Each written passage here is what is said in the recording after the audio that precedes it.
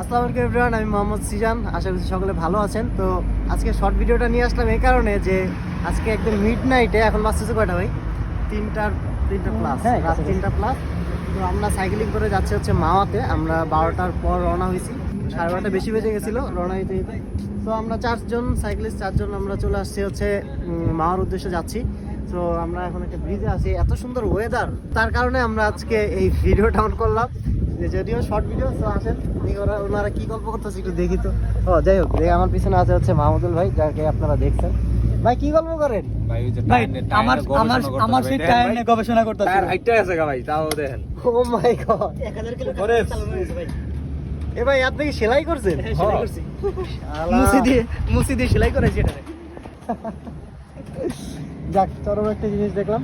তো আমাদের সাথে আছে হচ্ছে ভ্যালোস ভিজিয়ন, কত ভাই এটা? 10। তো এখানে আছে রক রাইডার,